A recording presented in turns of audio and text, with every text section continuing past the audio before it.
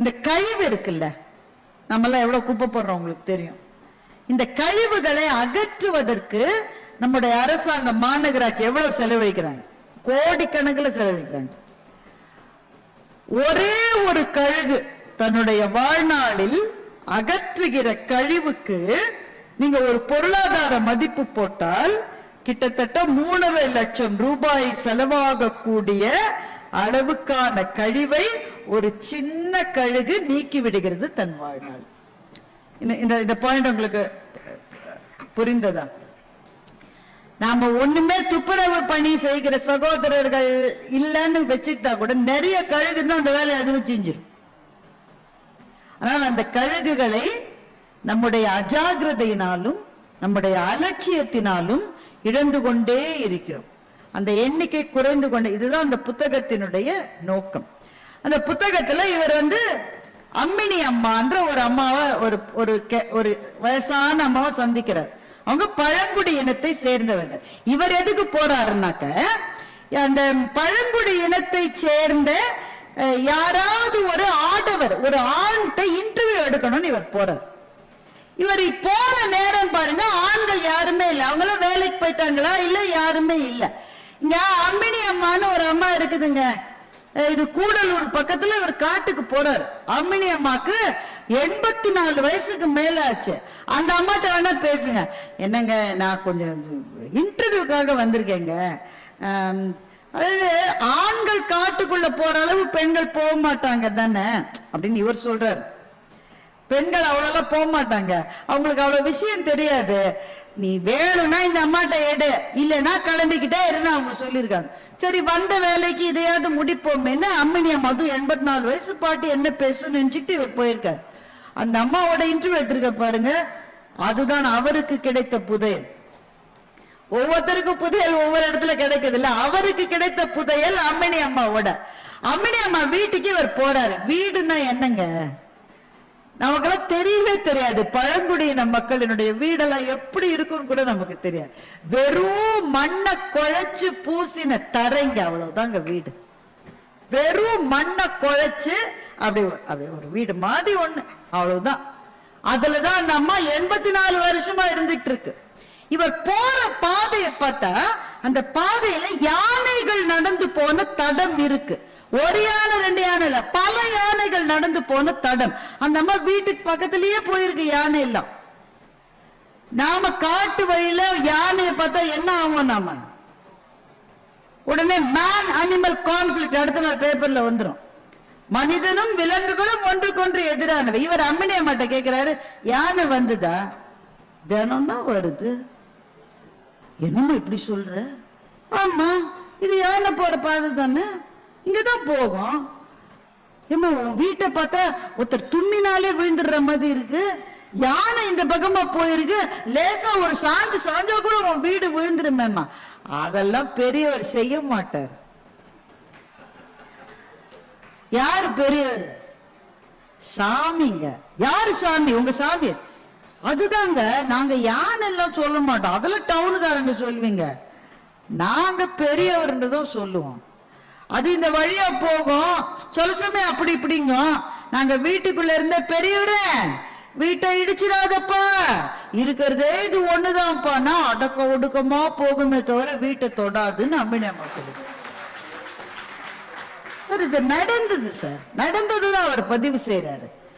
எனக்கு இப்ப என்ன கேள்வினாக்க, ஒரு காட்டிலே 84 ஆண்டுகள் வாழ்ந்த ஒரு பெண், முறையான கல்வி என்பது அவர்களுக்கு இருந்திருக்கும் என்று நான் நினைக்கவில்லை.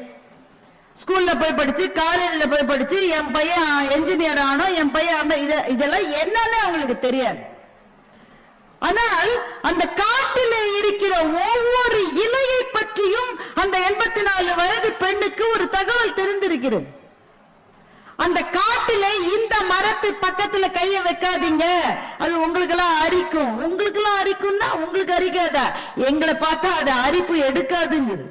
அப்ப அந்த மரத்துக்கும் அந்த மனிதர்களுக்கும் ஏதோ ஒரு பேச்சுவார்த்தை நடக்கிறது. அது நம்மை போல அந்நியர்கள் போனால்தான் அதுக்கு பிடிக்கலையே தவிர அங்கேயே வாழ்கிறவர்களோடு சேர்ந்து வாழ அது தயாராக இருக்கிறது. சரி, அது வாழற இடத்தெல்லாம் நாம ஆக்கிரமிச்சுட்டு அது வீட்டுக்குள்ள வந்துருச்சுன்றோம். அதோடைய இடம் சார் அது. அத அவர் பதிவு பண்றாரு. இன்னொரு சகோதரர் சொல்லி ஒரு புது காட்டிலாக்க அதிகாரி சார்ஜ் எடுத்துட்டு போறாரு. அப்பதான் முதல் நாள் போயிருக்காரு. ஒரு பலா மரம் அப்படியே காய்ச்சு அந்த மேல் இதுல இருந்து பெரும் பலா பார்த்த உடனே இவருக்கு அப்படியே அது சாப்பிடுற நேரத்தில் இதெல்லாம் சொல்லக்கூடாது. அப்படியே பலாமா உடனே அந்த வழியா அந்த பழங்குடியினத்து இளைஞர் ஒருத்தர் போயிருக்காரு. தம்பி இங்க வா, அதிகாரி சொன்னா வராம இருக்க முடியுமா? அவர் வந்திருக்காரு. இந்த மரத்துல அப்படியே ஏறி அந்த பல அதை கட் பண்ணி போட்டுப்பா. செய்ய மாட்டான். காசு தரேன்ப்பா. காசு கொடுத்தாலும் செய்ய மாட்டேன். நம்ம சொல்லுவோம் சார், இத காசு கொடுன்னு காசு கொடுக்குறேன்னு அடுத்த கேள்வி நாம என்ன கேட்போம்? எவ்வளவு தரும்? அதெல்லாம் கம்மி, டபுள் கொடுத்தா செய்யற. நம்ம லாங்குவேஜ் அப்படித்தானே இருக்கு இல்ல? அந்த பையன் சொல்லியிருக்கான், என்ன காசுன்னு கேட்கல, அவனுக்கு காசு பெரிய விஷயம் தானே.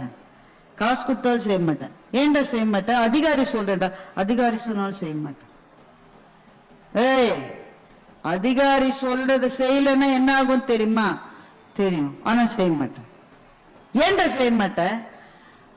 பலா மரத்துல உச்சி கிளையில காய் காய்ச்சதுன்னா கொம்பனுக்கு தான் அது, நான் தொடக்கூடாது. கொம்பன்னா ஆண் யானை, யானைக்கானது அது, அதை நான் எடுக்க கூடாது. சார், சட்டம் போட்டு தண்டனைகளை டாக்குமெண்ட் பண்ண பிறகும் தவறுகள் நடப்பது நாம் வாழுகிற இடங்களில். சட்டம் என்பது எழுத்தில் இல்லாமல், தண்டனை என்பது அமலில் இல்லாமல், காடு சொல்லுகிற நியதிகளுக்கு கட்டுப்பட்டு அந்த பழங்குடி சமூகம் வாழுகிறது என்றால் அவர்கள் நாகரிகம் பெற்றவர்களா, நாம் நாகரிகம் பெற்றவர்கள்? அந்த ஒரு செகண்ட்ல அந்த பலாவக்காய அந்த பையனால எடுக்க முடியும். அவனோட சக்தி அப்படிப்பட்ட சக்தி. நமக்கு தான் பலா பழத்தை கட் பண்றதுக்கு எண்ணெய கையில தடவிக்கிட்டு வீட்லயே இருக்கிறத பெரிய கத்தி கொண்டு வந்து அந்த கத்தி அந்த அம்மா பிடிக்குது, இவர் தூக்கி தூக்கி போடுறாரு. அது அப்படியே இருக்கு. 4 ஆளை கூப்பிட்டு பழகா. அவனுக்கு அதெல்லாம் தேவையில்லை. அவன் ஒரு அடி வச்சா அது பழக்குது. ஆனா செய்ய மாட்டான். அவன் ஏன் செய்ய மாட்டான்? காடு என்பது யாருக்கு எதை கொடுத்து நாம் எதை சாப்பிட வேண்டும் என்ற நியதிகளோடு இயங்குகிற ஒரு உலகம். ஒருவனுடைய சாப்பாட்டை அங்க இன்னொருவன் தொடவே மாட்டான். அப்போ இதத்தான் அம்மினி அம்மாட்ட அவர் கேட்கிறாரு. நீ சொன்னா யானை எப்படி பாட்டி கேட்கும்? சொல்ற விதமா சொல்லணும், சொல்ற விதமா சொல்லணும். எப்போ என் வீட்டுல இதுவும் செய்யாதப்பானா நாம பேசுறது அதுக்கு புரியும் என்று அம்மினி அம்மா சொல்லுகிறார். இப்போ இந்த புத்தகத்தை, கழுகுகளின் அந்த காடு என்ற புத்தகத்தை படிக்கிற போது எனக்கு ஒரு பெரிய வெளிச்சம் பாருங்க நண்பர்களே, பெரிய வெளிச்சம். நம்மை பொறுத்தவரையில் அறிவாளி என்பவன் யார்? யாரை நீங்கள் அறிவாளி என்று சொல்லுவீர்கள்? எங்க வீட்டு பக்கத்துல ஒருத்தர் போய் PhD 4 PhD பண்ணிருக்காரு. அவர் பெரிய அறிவாளி. எதிர் வீட்டுல ஒரு ஆள் பெரிய அதிகாரிங்க. இந்த அதிகாரி படிச்சவரு எல்லாரும் போய் யார்கிட்ட கும்பிட்டு நிக்கிறாங்கன்னா, ஜாஸ்தி காசு இருக்குல்ல அவன்கிட்ட போய் கும்பிட்டு நிக்கிறாங்க. அதனால அவன் தான் எல்லாரையும் விட பெரிய ஆளு. இதுதான் நம்முடைய மதிப்பீடு. யாரு டெக்னாலஜிக்கலி சாவி, பெரிய டெக்னாலஜி படிப்பெல்லாம் படிச்சிருக்காரு, ரொம்ப பெரிய மருத்துவர், ரொம்ப பெரிய வக்கீல். அப்போ முறை சார்ந்த கல்வி கற்றவர்களை, புத்தகங்கள் படித்தவர்களைத்தான் அறிவாளிகள் என்று மதிக்கின்றது நம்முடைய பார்வை. ஆனால் ஒரு காட்டிலே ஒவ்வொரு இலையும் ஒரு கதை சொல்லும், ஒரு காட்டிலே ஒவ்வொரு விலங்கும் இப்படி வாழும் என்று தெரிந்து வைத்தவர்களை அறிவாளிகள் என்று கூட நாம் ஏற்றுக்கொள்வதில்லை என்று சொன்னால் நம்மை விட முட்டாள்கள் வேறு யார் இருக்க முடியும்? இந்த புத்தகம் எனக்கு கொடுத்த மிகப்பெரிய புதையல் என்னவென்றால், அறிவு என்பது ஒரு வழிப்பாதை அல்ல, அது பரந்துபட்ட பல வழிப்பாதை. அவரவர் துறைகளில் அவரவருக்கு இருக்கிற அறிவை நாம் மதித்தோம் என்று சொன்னால் அப்போதுதான் நம்முடைய வாழ்வு எல்லாரையும் ஒன்றாக இணைத்து கொண்ட சமத்துவ வாழ்வாக மலர முடியும். இதுதான் எனக்கு கிடைத்த மாபெரும் பாடம். நீங்க பாத்தீங்கன்னா பெரிய அறிஞர்கள், அவங்களை சாமானியர்கள் ஜெயிச்சதா ஒரு கதை எல்லா தொன்மங்கள்லயும் இருக்கும். அவ்வை பாட்டி ரொம்ப பெரிய புத்திசாலி தானே. ஒரு காட்டிலே இருக்கிற ஒரு சிறுவன் சுட்ட பழம் வேணுமா சுடாத பழம் வேணுமான்னு கேட்கிறான். அப்ப அவ்வை அதை பாடலாக எழுதுகிறார். காட்டுல இருக்கிற ஒரு பையன் நான் தோத்து போனேன், 2 நாள் எனக்கு தூக்கம் வராதுன்னு பாட்டு எழுதுறாய். இரு இரா துஞ்சாது என் விழின்னு எழுதுறான். அது அப்படிதான் இருக்கும் பாருங்க. நாங்க கூட பட்டிமன்றத்துல சரியா பேசலன்னா தூங்கவே முடியாது. அன்னைக்கு ராஜா அப்படி சொன்னப்போ நான் இப்படி பதில் சொல்லிருக்கணும். ஐயோ விட்டனே இன்னுமே என்னத்து செய்யறது, அங்க எல்லாம் தோணணும். அப்போ நம்ம அந்த இடத்துல பதில் சொல்ல முடியலன்னா அதை தூங்க முடியாது. அதுதான் அவ்வை சொன்னா, இரு இரா துஞ்சாது என் விழி. அது மாதிரி கம்பன் ஒரு வழியா போனானா, மூங்கில் இலை மேலே தூங்கும் பனி நீரேன்னு ஒருத்தன் ஒரு உழவன் பாட்டு பாடிட்டு வீட்டுக்கு போயிட்டானு. ஐயோ அடுத்த நாள் எப்ப வருவான், அடுத்த லைன் என்ன கம்பனுக்கு வராத வரியா, அடுத்த லைன் கம்பனுக்கு வரல. அடுத்த நாள் அந்த உழவன் வந்து அதை கம்ப்ளீட் பண்ணா, மூங்கில் இலை மேலே தூங்கும் பனி நீரே வாங்கும் கதிரோனேன்னு உழவன் கம்ப்ளீட் பண்ணான். ஐயோ இது இல்ல கவிதைன்னு கம்பன் சொன்னதாக ஒரு கதை இருக்கிறது. நிஜமா நடந்திருக்கலாம், நடக்காம இருந்திருக்கலாம். ஆனா இந்த மாதிரி கதைகள் நிறைய இருக்கும். அறிவாளிகளை சாமானியர்கள் எதிர்த்து ஜெயித்ததாக எனக்கு ரொம்ப பிடிச்ச கதை. காளிதாசனை பத்தி கேள்விப்பட்டிருப்பீங்க. காளிதாசன் போஜராஜனுடைய அவையிலே அவை புலவனாக இருந்தான். போஜராஜனுக்கு காளிதாசனுடைய கவிதைனா அப்படி பிடிக்குமா, தினம் காளிதாசனை பாராட்டிக்கிட்டே இருப்பான். இந்த மாதிரி யாராலும் எழுதப்பட இந்த மாதிரியா. அதனால காளிதாசனுக்கு கொஞ்சம் ஒரு வேளை ஒரு வரும் தானங்க, மனுஷன் தானங்க, வரும் தானே. கொஞ்சம் ஒரு ஊருக்கு போறான். அந்த தண்ணி தாக எடுக்குது. ஒரு பொண்ணு தண்ணி குடம் எடுத்துக்கிட்டு எதிரில் வர்ற. அந்த பொண்ணு கிட்ட அம்மா கொஞ்சம் தண்ணி கொடு. யாருன்னு தெரியாதவங்களுக்கு நாங்க தண்ணி கொடுக்க மாட்டோம். இவன் யோசிக்கிறான், நான் யாருன்னு சொன்னா இவளுக்கு புரியுமா, நான் எவ்வளவு பெரிய கவிஞன், அரசனே தினம் என்ன புகழறான், இதெல்லாம் இவளுக்கு எப்படி சொல்றது. சரி அதெல்லாம் சொன்னா புரியாத அவளுக்கு, நான் ஒரு விருந்தாளின்னு வச்சுக்கம்மா, ஒரு விருந்தாளிக்கு தண்ணி கொடுமா என்று காளிதாசன் சொல்லுகிறான். அந்த பெண் சொன்னா, அந்த உலகத்தில் 2 விருந்தாளிகள் தான் இருக்கிறார்கள். ஒன்று செல்வம், இன்னொன்று இளமை. இது 2ம் தான் வந்துச்சுன்னா கட்டாயம் திரும்பி போயிடும். அதனால இது 2 தான் விருந்தாளி. இந்த 2ல் நீர் யார்? என்ன பதில் சொல்லுவான்? சரிம்மா விருந்தாளி இல்ல, நான் ஒரு பயணின்னு வச்சுக்கோ, எனக்கு கொஞ்சம் தண்ணி கொடு. இந்த உலகத்தில் 2 பயணிகள் தான் இருக்கிறார்கள். ஒன்று சூரியன், இன்னொன்று சந்திரன். அது 2ம் தான் நிற்காமல் போய்கொண்டே இருக்கிறது. இந்த 2ல் நீ யார்? என்னடா வெள்ளங்கம் பிடிச்ச பொண்ணா இருக்கும் போல இருக்கு இது. பாருமா, எனக்கு ரொம்ப விடாமுயற்சி உண்டு. நான் தண்ணி வேணும்னா தண்ணி வாங்கி குடிச்சுட்டு போவேன் அப்படின்னு காளிதாசன் சொன்னான். அந்த பொண்ணு சொன்னா, இந்த உலகத்தில் 2 பேர் தான் விடாமுயற்சி உடையவர்கள். ஒன்று முடி, இன்னொன்று நகம். இது 2ம் தான் வெட்ட வளர்ந்துகிட்டே இருக்கும். இந்த 2ல் நீர் யார்? காளிதாசனுக்கு என்ன சொல்லுவது என்றே தெரியவில்லை. அம்மா நான் ரொம்ப பொறுமையா இருக்கு, என் பொறுமைக்கு ஒரு எல்லை உண்டு. இந்த உலகத்தில் 2 பேர் தான் பொறுமையானவர்கள். ஒன்று நீ எவ்வளவு மிதித்தாலும் தாங்கிக் கொள்ளுகிற பூமி. 2 கல்லை விட்டு நீ எரிந்தாலும் கனியை கொடுக்கின்ற மரம். இந்த 2ல் நீர் யார்? வெறுத்துட்டான் வாழ்க்கைய. உன்னை போய் தண்ணி கேட்டேனே, என்னை விட பெரிய முட்டாள் இருக்கவே முடியாது. இந்த உலகத்தில் 2 முட்டாள்கள் தான் இருக்கிறார்கள். ஒன்று எல்லாரும் தன்னை புகழ்வதால் தான் அறிஞன் என்று நினைக்கிற அரசன். அந்த அரசனே தன்னை புகழ்வதால் தான் அறிஞன் என்று நினைக்கின்ற கவிஞன். இந்த 2ல் நீ யார் என்று கேட்டார். கதை சொல்லுகிறது, தாயே என்று காளிதாசன் அவள் காலில் விழுந்தான் என்று கதை சொல்லுகிறது. இது நிஜமா நடந்ததுனால இந்த தொன்மம் நமக்கு சொல்லுவது ஒன்றுதான். அறிவாளிகள்னு சில பேர் ஸ்டாம்ப் குத்தி வச்சிருக்கோம் சார். அவங்க பதவியில இருக்காங்க, அவங்க படிச்சிருக்காங்க, அவங்களுக்கு பட்டம் இருக்கு, அவங்கள்ட்ட இல்ல பணம் இருக்கு, அவங்க economically they are well to do, பணமுடைய இருப்பான். எவ்வளவு புத்தி இருந்தா இவ்வளவு காசு எடுத்துப்பான்றோம். எவ்வளவு புத்தி இருந்தா அவ்வளவு பெரிய பதவிக்கு போயிருப்பாங்கன்றோம். இப்ப இவர்கள் எல்லாம் நம்ம ஸ்டாம்ப் பண்ணி வச்சிருக்கோம், இவர்கள் தான் அறிவாளிகள், இவர்கள் தான் அறிவாளிகள். அறிவு என்பது குறிப்பிட்ட துறைகளுக்குள் சிறை வைக்கப்படுவது அல்ல என்ற வெளிச்சத்தை இந்த புத்தகம் தான் எனக்கு கொடுத்தது. பல துறைப்பட்ட அறிவு. அம்மணி அம்மாவுக்கு போன் எப்படி யூஸ் பண்றதுன்னு தெரியாது சார். ஏன் வள்ளுவரே இன்னைக்கு வந்தா கூட அவருக்கு அறிவில்லை நம்ம சொல்லிடுவோம். ஏன் அவர்கிட்ட போன் இல்ல? நம்ம பிள்ளைங்க ஒரு போன் கூட இல்லை இந்த தாத்தாட்ட. I don't think is intelligent. ஆனா அறிவு என்பது குறிப்பிட்ட துறைகளுக்குள் இருப்பதல்ல, அந்த துறை அறிவு அதை தாண்டி இருக்கின்ற விழுமியம் சார்ந்த அறிவு. காட்டுல இருக்கிற அந்த அம்மா இங்க யானையும் நானும் சேர்ந்துதான் வாழ முடியும்னு சொல்லுது இல்ல.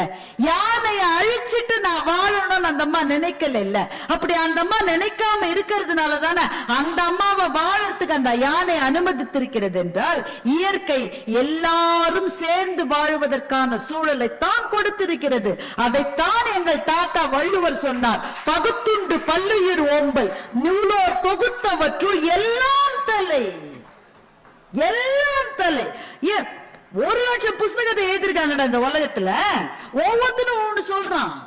எல்லாரும் சொல்றத நீ செய்ய, அதெல்லாம் செய்யாட்ட கூட ஒண்ணு செய்ய. பகுத்துண்டு பல்லுயிர் ஓம்பல் நூலோர் தொகுத்தவற்றுள். This earth is for everybody. இது உனக்கானதுன்னு நீ நினைக்கிறல்ல. மனுஷன் அதனால தானே சார் ஏரி மேல வீடு கட்டுறான். ஏன் அது அவனுக்கானதுன்னு அவன் நினைக்கிறான், இன்னொருத்த இருக்க கூடாதுன்னு அவன் நினைக்கிறான்.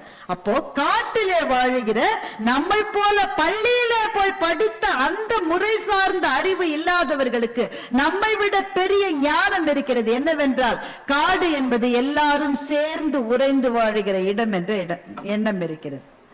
நாட்டிலே வாழ்கிற நமக்கு இல்லையா சார்?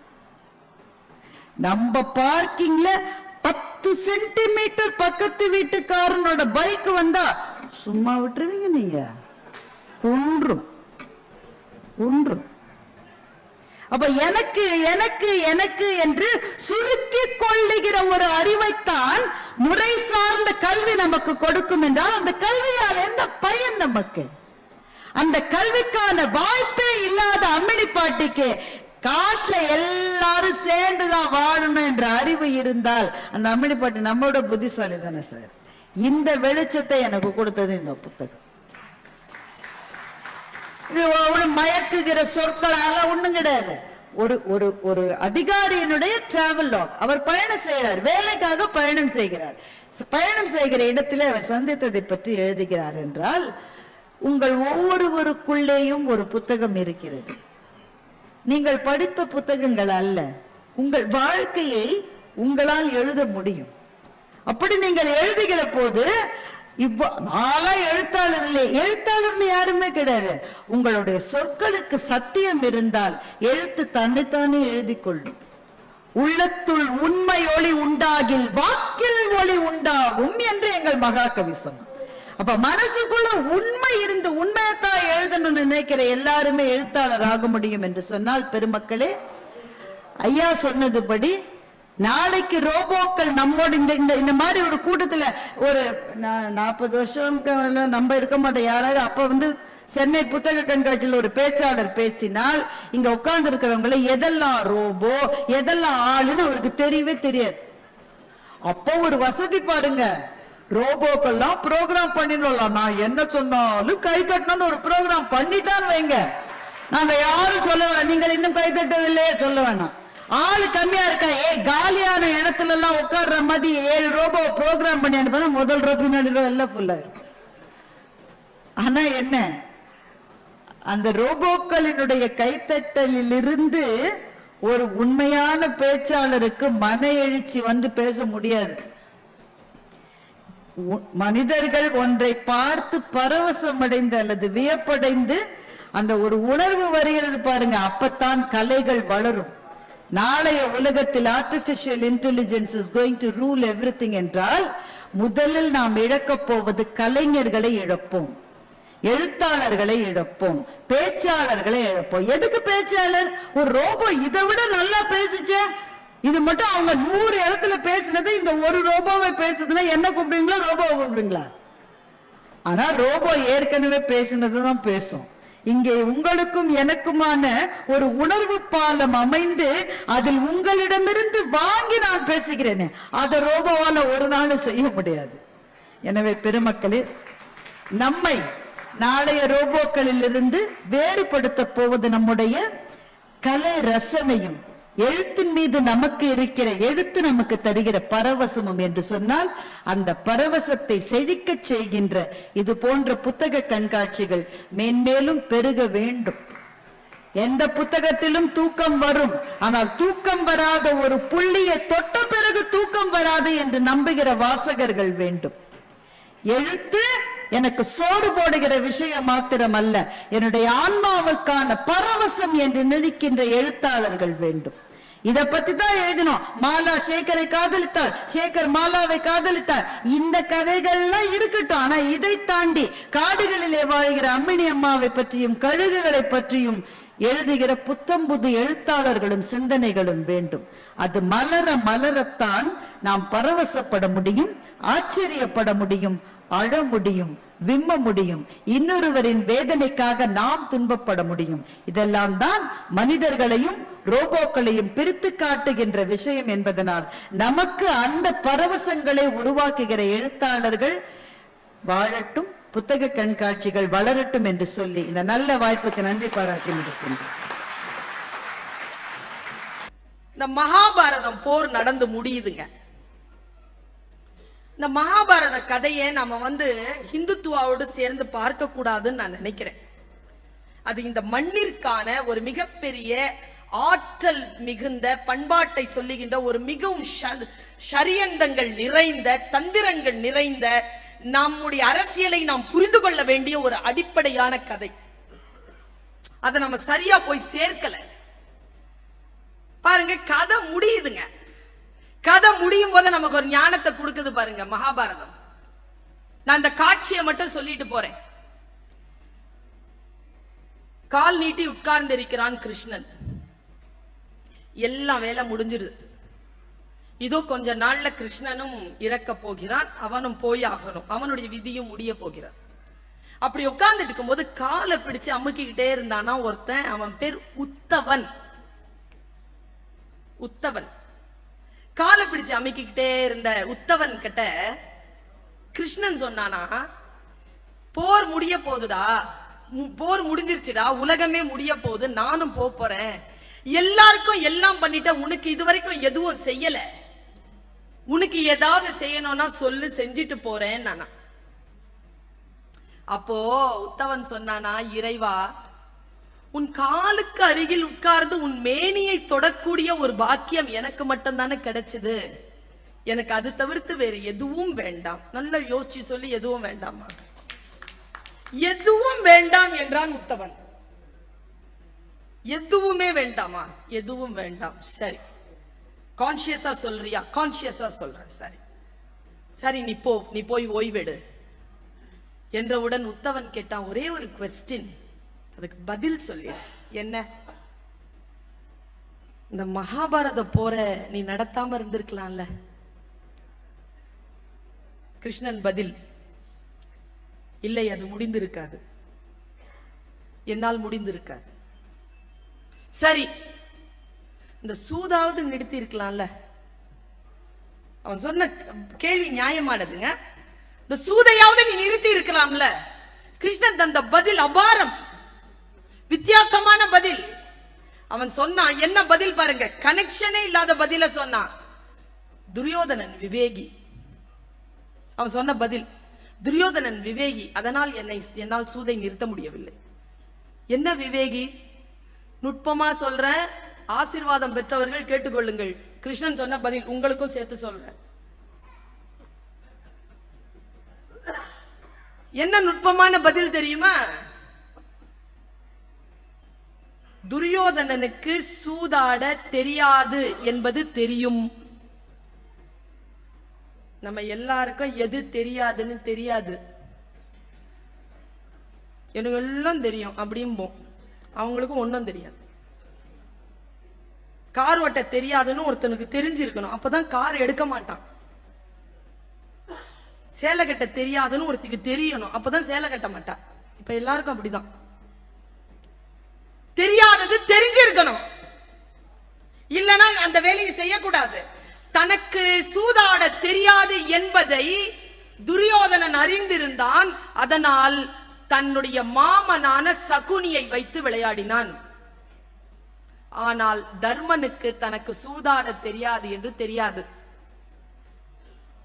இருந்தாலும் அவன் ஆடினான். ஒரே ஒரு கேள்வி பதில்தான் உத்தவா உனக்கு. ஒருவேளை தர்மன் துரியோதனன் எப்படி தன் மாமன் சகுனி ஆடுவான் என்று சொன்னானோ, அப்படி தர்மன் என் கிருஷ்ணன் சகுனிக்கு எதிராக விளையாடுவான் என்று அறிவித்திருந்தால் இந்த போர் நடந்திருக்க வாய்ப்பே கிடையாது. என்னை அவன் சூதாட விடவில்லை. நம்பர் 1. அதுலயும் தர்மர் ஒரு வேலை செஞ்சிருக்கிறார். என்னன்னா, இறைவா நான் சூதாடுவது கிருஷ்ணனுக்கு தெரியக்கூடாது என்று வேண்டிக் கொண்டான். பிரச்சனையா? உடனே உத்தவன் கேட்டான், எங்க பாருங்க ஞானம் வருது. உத்தவன் கேட்டான், ஏ இறைவா, அவர்கள் அழைக்கவில்லை என்றாலும் நீ போக மாட்டாயா? கிருஷ்ணன் தந்த பதில், அப்படியெல்லாம் இல்லப்பா, நான் வாசல்ல தான் நின்னுட்டு இருந்தேன், கூப்பிட்டு இருந்தா ஓடி வந்திருப்பேன், அவன் கூப்பிடல. அடுத்ததாக மறுபடியும் உத்தவன் கேட்கிறான், அப்படி என்றால் வாசலில் நிற்பதுதான் உன் வேலையா? அழைத்தால் மட்டும்தான் வருவாயா? ஆம், அப்படித்தான், அழைத்தால் மட்டும்தான் வருவேன். ஆனால் எது தெரியுமா மனிதர்களை வழி நடத்தும்? நான் செய்யும் உதவி அல்ல, அவர்கள் எந்த காரியம் செய்தாலும் நான் பக்கத்தில் சாட்சியாக நிற்கிறேன் என்கின்ற ஒரு அறிவு போதும், அவர்கள் எந்த தவறும் செய்யாமல் தன்னை தானே காப்பாற்றிக் கொள்ளலாம் என்று பேசினான் கிருஷ்ணன்.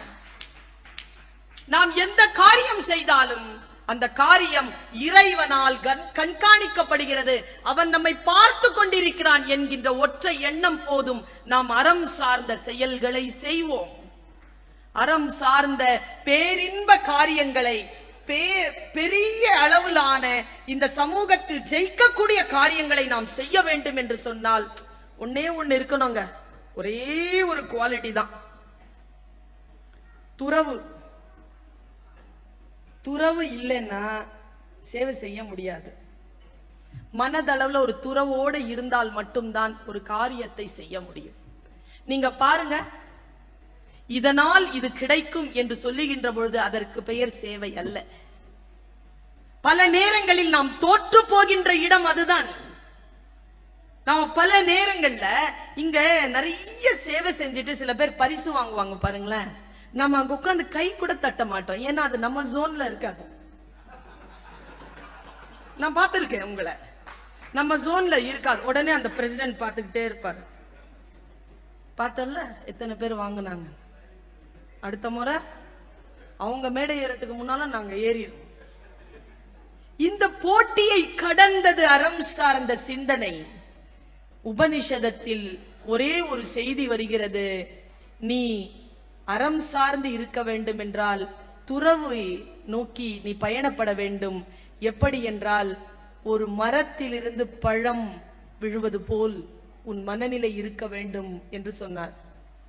உபனிஷதத்துல வருதுங்க, குறிப்பு என்ன தெரியுமா? வெள்ளரி பழம் போல். இதுக்கு யாருமே விளக்கம் கொடுக்கலீங்க. எல்லா பழமும் தான் விழுது, தானா கனிந்து விழுகின்ற மரத்திலிருந்து தானாக கனிந்து விழுகின்ற பழம் போல் நம் மனம் இருக்க வேண்டும். அதற்கு பெயர் தான் துறவு என்று உபனிஷதம் சொல்லி கீழே சொல்கிறது, வெள்ளரி பழம் போல். இந்த வெள்ளரி பழம் போல் அப்படிங்கிறதுக்கு விளக்கம் காஞ்சி பெரியவர், மகா பெரியவர், அவர் ஒரு விளக்கம் கொடுத்தாருங்க. சூப்பர் விளக்கங்க. எப்பொருள் யார் யார் வாய் கேட்பினும் அப்பொருள் மெய்ப்பொருள் காண்பது அறிவு இல்லையா? அவர் கொடுத்த விளக்கம் என்ன தெரியுமா? எந்த பழத்தையும் சொல்லாமல் உபனிஷதம் ஏன் வெள்ளரி பழத்தை சொன்னது என்றால், எல்லா பழமும் மரத்தில் இருந்து பழுத்து விழுகின்ற பொழுது காம்பு பழத்தை விடுதலை செய்யும். எல்லா மரமும் காம்பு பழத்தை விடுதலை செய்யும். எல்லா மரத்திலும் இதுதான் நடக்கும். ஆனால் வெள்ளரி பழம் இருக்கு இல்லையா, அது கீழே கிடக்குமா? பழுத்திருச்சுனா காம்பில் இருந்து அது தன்னை விடுதலை செய்து கொள்ளும். எது தெரியுமா துறவு? மற்றவர்கள் நம்மை விடுவது அல்ல துறவு, நாம் மற்றவர்களை விட்டு விலகுவதற்கு பெயர்தான் துறவு. எப்பொழுது அந்த எண்ணம் மேலோங்குகிறதோ அப்பொழுது சமூகத்தின் பால் இருக்கக்கூடிய அறம் நம்மிலிருந்து சாத்தியமாகும் என்று சொல்லி வாய்ப்பளித்தமைக்கு நன்றி பாராட்டி விடைபெறுகிறேன். நன்றி, வணக்கம்.